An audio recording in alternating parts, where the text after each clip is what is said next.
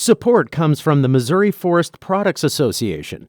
Missouri produces wood pallets, railroad ties, white oak barrels, hardwood floors, and more.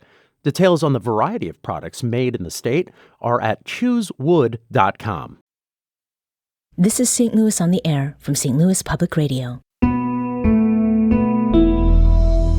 I'm Elaine Cha. You'll experience human expression in its highest form. Not just a house that walks, but a house that takes care of each other. A house that where the mother or the father of the house houses and counsels. They live unabashedly. They live true. Mm-hmm. And not all of us do that.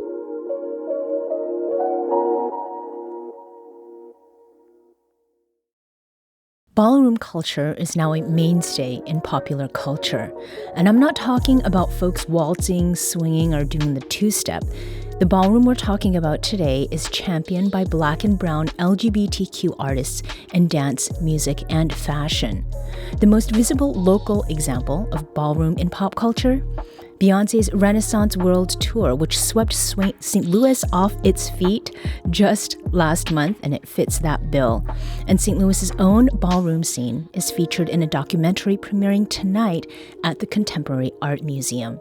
Here to discuss that film, Tens Across the Board, is its director and the founder of Brody's Work Productions, Bobby Best. Bobby, welcome to St. Louis on the Air. How you doing? Thank you for having me. Now, Tens Across the Board focuses on the Tens balls organized by Maven Lee.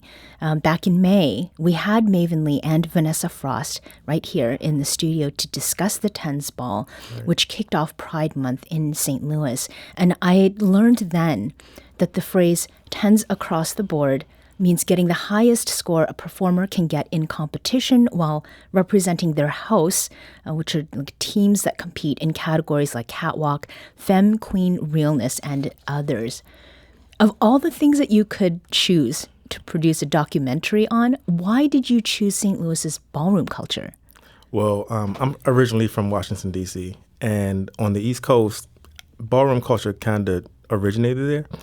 And I've always been a fan of it, you know, so even before like Pose was a big thing, the show Pose was a big thing, sure, I've just always been a fan of it, been a fan of the music that goes along with it, all the house music and everything. And when I got the opportunity to,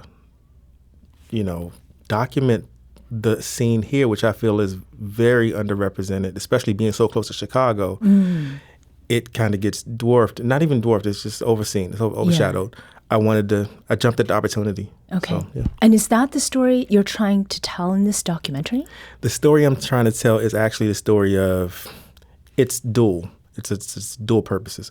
It's the story of ballroom with this younger generation of LGBTQI performers in the city, and the story of Maven's Tens. I mean, he made this from the ground up, and a lot of it was made he wanted to create a safe space that he didn't have as he was coming up in mainstream ballroom, and it's very near and dear to him. And when you hear him talk about it, he's so passionate. I just had to document it. Yeah. And who are you envisioning as the audience for this? The audience for this, one would think the ballroom community, but I think everybody can take something from this documentary. It's not just, it's not just about getting your tens. It's not just about walking balls, but it's about community. There's a segment in the documentary where we kind of discover what a house is. And not just a house that walks, but a house that takes care of each other. A house that where the mother or the father of the house houses and counsels. And I think that's just valuable in society nowadays in general. Yeah. Now, throughout the documentary, we hear from legends of the ballroom scene, including Maven Lee, the founder of the Tens Ball. Let's listen to a clip from one of their interviews that's featured in the film. You know that feeling when you get to let it out, when you get to be the person that you're not on an everyday basis, when you get to express yourself freely, when you get to feel it, you get to feel in yourself, you get to thinking about the things that you've done that make you feel proud, that make you feel good. You get to feel worthy and valuable sometimes when you have doubt. It's that moment for me where I'm just the fabbest thing in the world. If I don't feel like that every day, I feel like it in that moment. That was Maven Lee, founder of Tens and the executive producer for the documentary film Tens Across the Board. You know, what I'm hearing there is not just about feeling yourself, but feeling the support of other people, of acceptance. You touched on that a little bit earlier about Maven's personal story. Who else is featured in the film, and what do they share about why they became involved with the ballroom scene in St. Louis?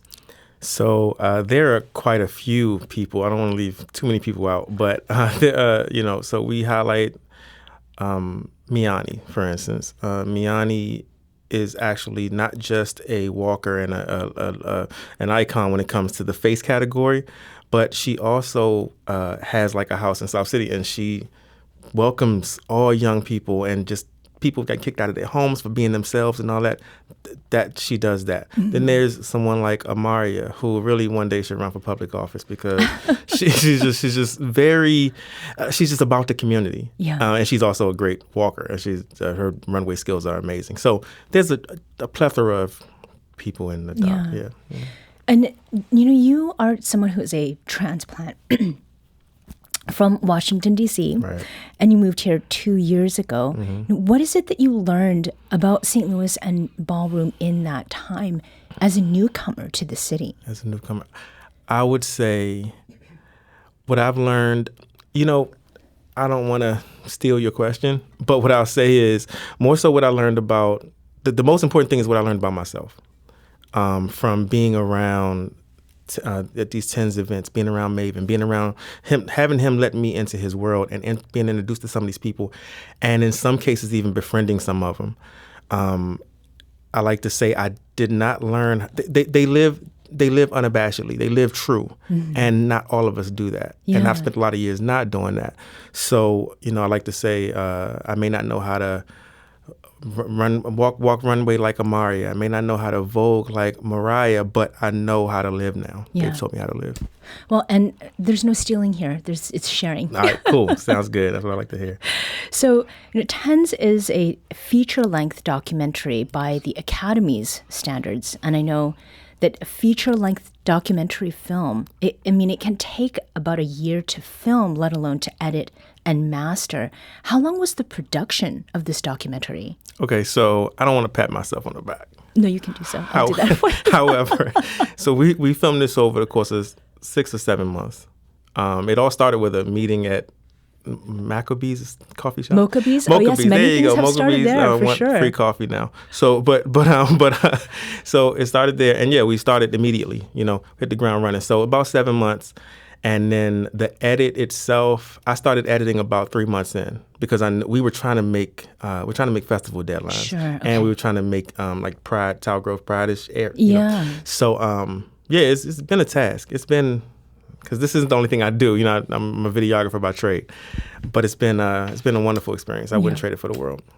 So this film, Tens Across the Board, is going to be premiering tonight at the Contemporary Art Museum as part of the Tens Awards Ball.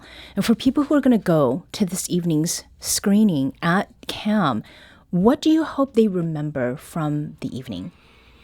What I would say is when you come to CAM tonight, you'll experience human expression in its highest form, without apology, without judgment, just expression. And if you don't leave inspired, something's wrong with you.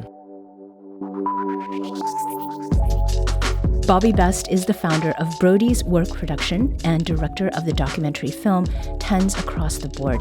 Bobby, thanks so much for joining us today. Thank you.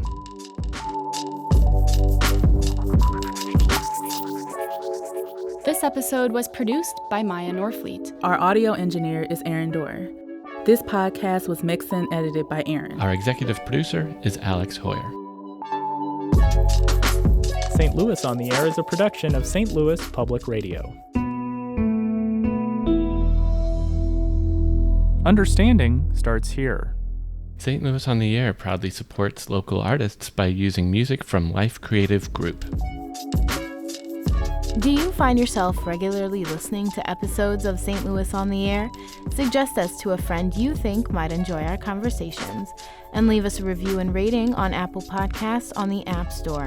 It's the simplest way to help people discover our show. Thank you. St. Louis Public Radio is a member-supported service of the University of Missouri St. Louis.